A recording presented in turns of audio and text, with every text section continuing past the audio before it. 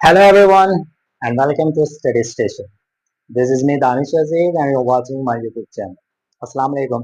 उम्मीद करता हूँ कि आप सब लोग खैर आफियत से होंगे. Ladies and gentlemen, as we know we were discussing our second drama. हम अपना second drama discuss कर रहे थे जिसका नाम था Long Days Journey into Night. ये हमारा ड्रामा है जिसको हम डिस्कस कर रहे थे जिसको लिखा है यूजीन और नील ने. तो हमने इस ड्रामा के रिलेटेड जो हमारी फर्स्ट वीडियो है about the author about the dramatist उसके रिलेटेड जितनी भी बायोग्राफी के रिलेटेड चीजें थी वो हमने उस वीडियो के अंदर अपलोड कर दी है. इसके अलावा हमारी जो दूसरी वीडियो थी उसके रिलेटेड इस ड्रामा के रिलेटेड जितनी भी चीजें थी वो हमने डिस्कस कर ली थी. नरेशन के बारे में, characters, themes, symbols, each and everything we have discussed in our second video. So this is video number 3 and in this video we are going to cover the complete story. इस drama की जो मुकम्मल कहानी है जो कि 4 acts के ऊपर मुश्तमिल है वो 4 के चारों एक्ट्स हम अपनी इस वीडियो के अंदर डिस्कस करेंगे.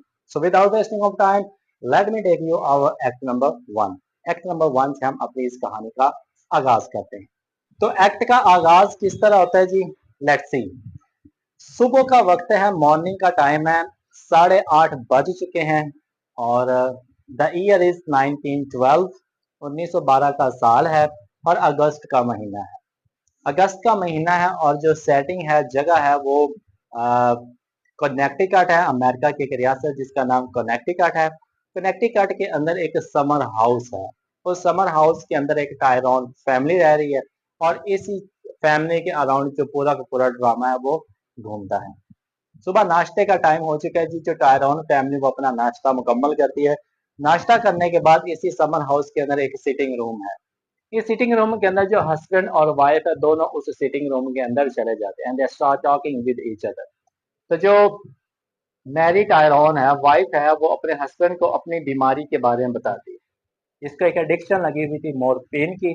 उस मॉर्फिन की एडिक्शन की वजह से ये काफी देर सैनिटोरियम हॉस्पिटल के अंदर रही थी, अपना इलाज करवाती रही थी. काफी दिनों तक इलाज चलता रहा और इलाज से ये वापस अब घर आई है और अपने हस्बैंड को अपनी सेहत के बारे में बता रही है दैट शी इज रिकवरिंग. वो काफी सेहतयाब हो चुके हैं. तो जो उसका हस्बैंड होता है वो जब सुनता है कि इसकी वाइफ रिकवर हो रही है तो वो बहुत ज्यादा खुश होता है, बहुत ज्यादा हैप्पी होता है कि उसकी जो वाइफ है वो रिकवर हो रही है. अब ये दोनों आपस में इस तरह की कन्वर्सेशन कर रहे होते हैं तो ऑफ स्टेज के ऊपर इनका छोटा बेटा एडमंड टायरॉन खड़ा होता है और वो जोर जोर से खांसना शुरू कर देता है. उसके खांसने की आवाज, कॉफिंग की आवाज बहुत ऊंची होती है. इतनी ऊंची होती है कि सिटिंग रूम के अंदर बैठे हुए मदर फादर हस्बैंड वाइफ के कानों तक पहुंचती है. जब फादर को, हस्बैंड को, जेम्स टायरॉन को पता चलता है कि उनका बेटा खांस रहा है तो वो अपनी वाइफ की जो अटेंशन है वो डाइवर्ट करता है कि ये ना हो कि माँ को बेटे की खबर हो जाए कि उसकी तबीयत खराब है और वो फिर से जो उसकी बीमारी वो रिलैप ना हो जाए. तो वो उसकी अटेंशन डाइवर्ट करता है कि परेशान होने की बात नहीं है, it is because of some cold, हल्की से इसको सर्दी लगी होगी जिसकी वजह से ये खांस रहा है. तो इतनी बात करते हुए इनके जो दोनों बेटे हैं, जेम्स जैमी जूनियर और एडमंड टायरॉन, ये दोनों उसी सिटी रूम के अंदर आ जाते हैं जहाँ पे वो बैठे होते हैं and they start walking with his father. दोनों लड़के जो होते हैं, बेटे होते हैं, वो अपने बाप का मजाक बनाना शुरू कर देते हैं क्योंकि इनका जो बाप है वो सुनाते हैं वो स्नोरिंग खराटे लिया करता, तो इसी चीज का वो मजाक बना रहे थे. अब बातें करते करते, मजाक करते करते, नोक जोक करते करते जो इनका छोटा बेटा है Edmund, he starts coughing again. एक दफा फिर वो खांसी शुरू कर देता है. इतनी खांसी करता है कि वो उस कमरे से उठ के बाहर चला जाता है. अब उनका जो बड़ा बेटा होता है अपने फादर से एड्रेस करते हुए बीमारी के बारे में बताना शुरू कर देता है, लेकिन उसका जो फादर होता है वो उसको इशारे करता रहता है कि ऐसा मत करो, योर मदर इज है, तो उसको इस बीमारी का पता नहीं चलना चाहिए.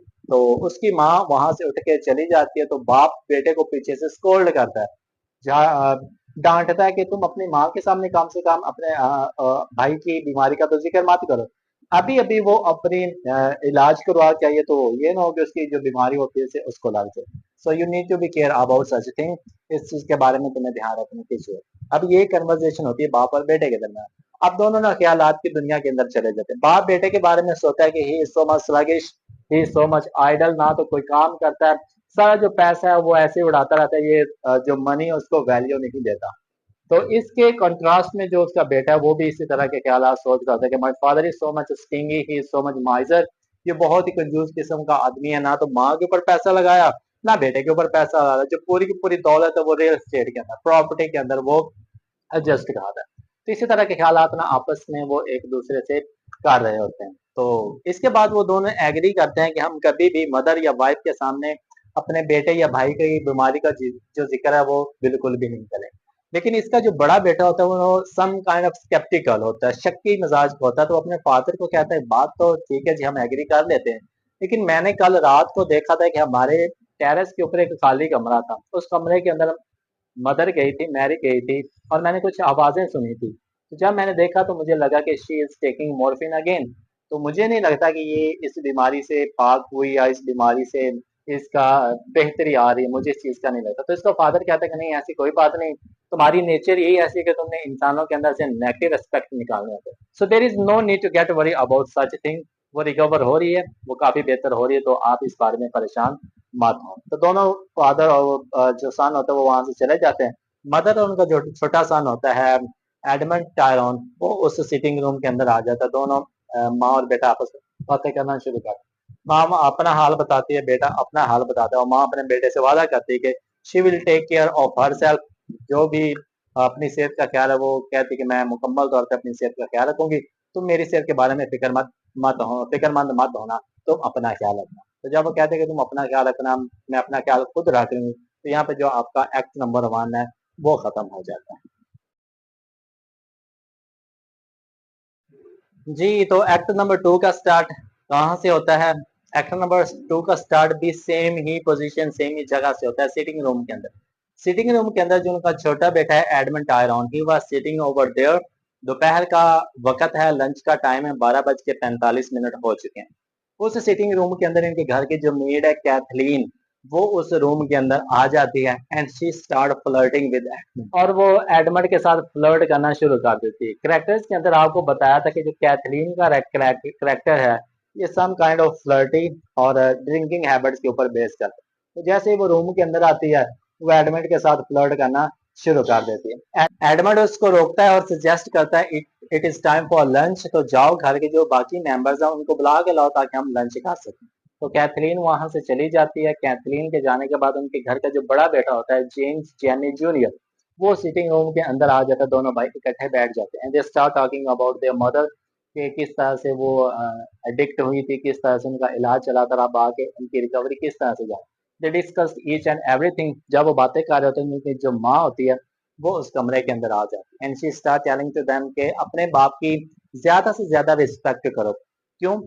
क्योंकि वी आर योर पेरेंट्स, हम आपके वालिदैन हैं, आप हमारे वारिस हैं, हमारे बेटे हैं, तो ये आपका हक बनता है, फर्ज है कि तुम अपने बाप की जितनी हो सके इज्जत किया करो, रिस्पेक्ट किया करो। मुझे पता है कि वो कंजूस हैं, इस नेचर के हैं, लेकिन है तो तुम्हारे फादर, तो इट्स योर राइट कि तुम उनकी जो रिस्पॉन्सिबिलिटी पे तुम उनका जो है ना इज्जत किया करो। तो इतनी बात सुनता है जो एडमंड होता है टायरॉन, वो अपनी माँ से कहता है कि फादर अभी तक नहीं आए, मैं जाता हूँ उनको लेके आता ताकि हम लंच कर सके।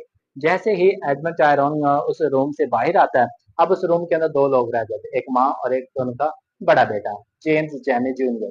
अब जेम्स जैमी जो जूनियर होता है ना, वो अपनी माँ को इशारों से समझा रहा होता है कि you are taking morphine, you are addicted with morphine, तुम्हें अभी मॉर्फिन का नशा लगा हुआ है। ये सिर्फ आंखों के इशारों से समझा रहा है, लेकिन उसकी माँ उसको रिस्पॉन्ड करती है कि I am not getting what you are saying, मुझे समझ ही नहीं आ रही कि तुम क्या कह रहे हो। तो यहाँ पे दोनों माँ और बेटे के दरमियान बहस शुरू हो जाती है कि मॉर्फिन के रिलेटेड, उस एडिक्शन के रिलेटेड। उस वक्त तक वो बहस चलती रहती है जब तक छोटा बेटा बाप को लेके उस सिटिंग रूम के अंदर नहीं आ जाता। जैसे ही बाप सिटिंग रूम के अंदर आता है, start blaming to his son, अपने बड़े बेटे को ब्लेम करना शुरू कर देता है कि तुमने विस्की पीना शुरू कर दी है। और दूसरी बात, जो विस्की एक गुनाह करते हो, दूसरा से बड़ा गुनाह ये करते हो कि तुम मेरे बगैर पीना शुरू कर दिए। कम से कम अगर पी रहे हो तो कंपनी के लिए मुझे तो बुला लिया करते ताकि मैं भी तुम्हारे साथ विस्की पी लिया करूँ। तो माँ ये सारी बातें सुन रही होती है, उसको बड़ा अजीब लगता है कि ना ये हमारा ख्याल रखता, ना घर का ख्याल रखता, और हमारे जो बच्चों को वो किन आदतों, किन हैबिट्स का शिकार कर रहा है। तो वो अपने हस्बैंड के साथ बहस करना स्टार्ट कर देते, जोर जोर से बोलना, जोर से चीखना चलाना शुरू कर देते। दोनों बेटे सिटिंग रूम से बाहर आ जाते हैं। जब फादर को, जेम्स को लगता है कि जिसकी वाइफ है वो आउट ऑफ कंट्रोल हो रही है, तो उसको इस बात का यकीन हो जाता है कि इसकी अभी तक तबीयत ठीक नहीं हुई।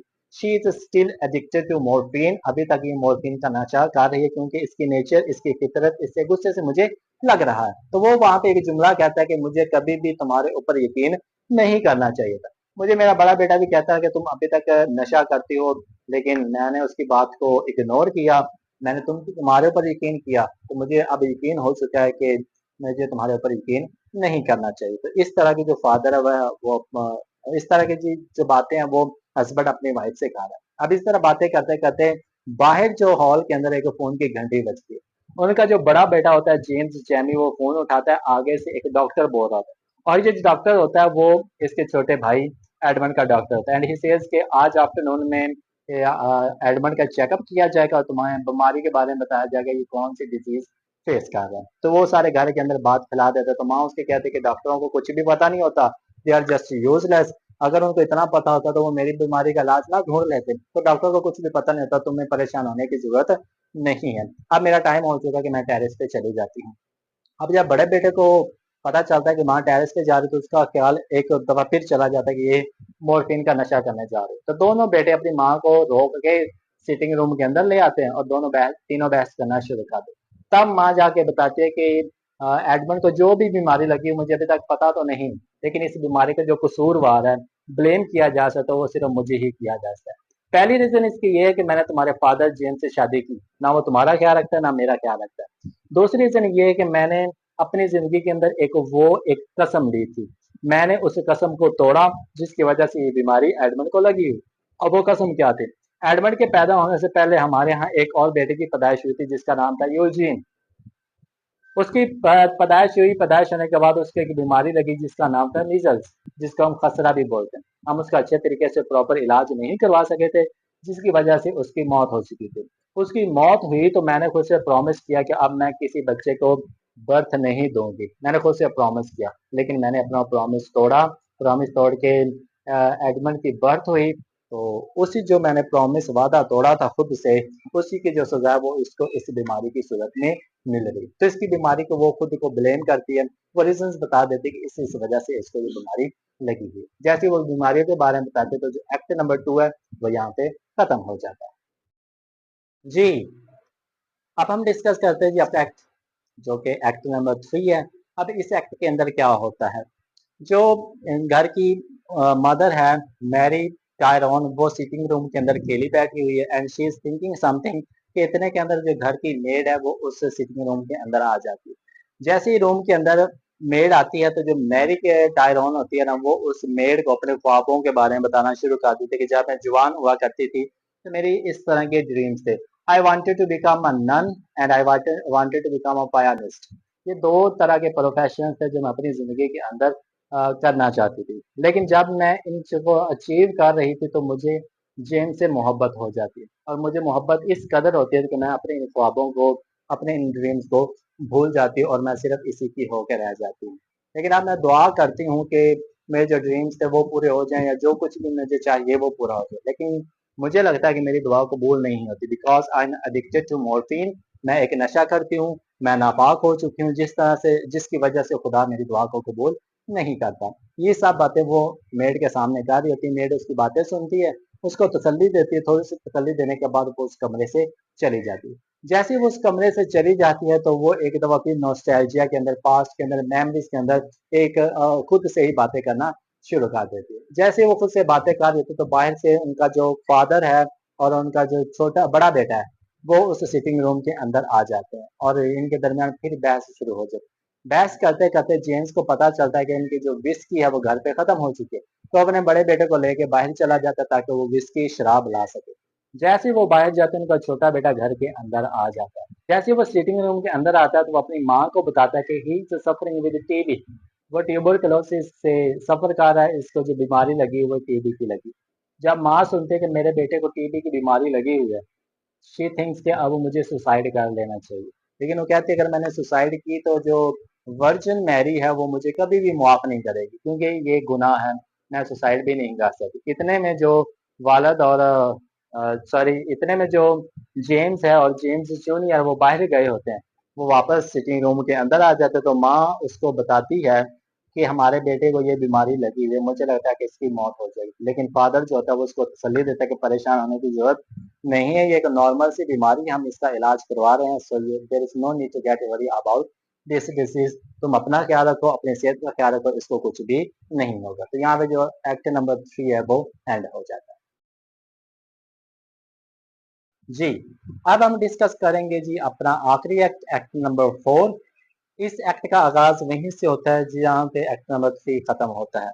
एक्ट नंबर 4 जो है वो मिडनाइट के टाइम स्टार्ट होता है, और इस एक्ट के अंदर जो फादर है जेम्स टायरॉन, वो सिटिंग रूम के अंदर बैठा हुआ सॉलिटेयर गेम है वो खेल रहा है। इतने में जो एडमंड होता है वो जो वॉक करने गया होता है वो वापस आ जाता है सिटिंग रूम के अंदर, और बाप को ब्लेम करना शुरू कर देता है कि माँ की बीमारी की जो ब्लेम करूंगा, अपनी माँ की बीमारी की जो वजह वो सिर्फ सिर्फ फादर तुम हो। अगर जब ये बीमारी लगी थी तो उस वक्त उसका अच्छे डॉक्टर से इलाज करवा लिया जाता तो आज हमें ये दिन नहीं देखना पड़ना था। जिस तरह आप मेरा इलाज नहीं करवा रहे, इस तरह आपने माँ का भी इलाज नहीं करवाया। इसकी जो वजह है, ये जो ब्लेम है वो मैं सिर्फ सिर्फ आपको देता हूँ कि आपकी वजह से माँ की ये हालत है। लेकिन फादर उसको बातें सुनाना शुरू कर देता है कि मैं ही कमाता हूँ, मैं ही सब कुछ करता, तुम लोग क्या करते हो, सारा दिन फ्री रहते हो, स्लगिश हो, सुस्त टाइप के तुम सारे हो, कुछ करते भी तो नहीं। अगर तुम कुछ करो तो मुझे किस चीज की फिक्र है, तो मुझे हर एक चीज को मैनेज करना पड़ता है। तो इस तरह से वो सारी बातें यहाँ पे करके ना वहां से चला जाता है। जैसे ही वो जाता है, इसका जो भाई होता है एडमंड का, जेम्स जेमी जूनियर, वो सिटिंग रूम के अंदर आ जाता है और अपने भाई को बताता है कि ही स्लेप्ट विद अ और, वो अभी अभी एक और के साथ सो के आया, और बाद में वो ना अपनी माँ के बारे में जिक्र करना शुरू कर देता है, किस किस तरह से उसके ड्रीम्स थे, ख्वाब थे, किस किस तरह की उसने जिंदगी गुजारी, किस किस तरह से उसको एडिक्शन लगी। These are the things which they were discussing with each other. इतनी बातें कर रहे होते, इतने में उनकी जो माँ थी, हाथ के अंदर उसने एक रेड कलर का सूट पकड़ा होता है, जो मोस्टली जो गर्ल्स होती हैं वो शादी पे पहनती है। वो उसके हाथ में सूट होता है, सूट अपने बेटों के सामने लाती है और कहती है कि मैं तो या तो नन बनना चाहती या पायनिस्ट बनना चाहती, लेकिन इस शादी ने मेरे जो ख्वाब थे वो पूरे नहीं होने दिए। जैसे वो कहती है कि इसने मेरे ख्वाब पूरे नहीं होने दिए, तो जो कर्टन है वो नीचे आ जाते हैं। और इस तरह से इस ड्रामा का वो 4 एक्ट्स के अंदर एंड हो जाता है। जी डी व्यूअर्स, उम्मीद करता हूँ कि आपको चारों एक्ट्स अच्छे तरीके से समझ में आ गए होंगे। So this is all about the story. ये जो सारी कहानी तो वो 4 एक्ट्स के अंदर ही मुकम्मल होंगी थी। So we are left with MCQs and question answer. इंशाल्लाह ये जो सब्जेक्टिव और ऑब्जेक्टिव पार्ट है वो हम अपने लास्ट वीडियो के अंदर डिस्कस लाजमी करेंगे। सो तब तक के लिए thank you so much, have a nice day to all of you. अगर आपको ये वीडियो पसंद आई हो तो काइंडली इस वीडियो को लाइक जरूर कीजिएगा। Have a nice day to all of you, thank you so much.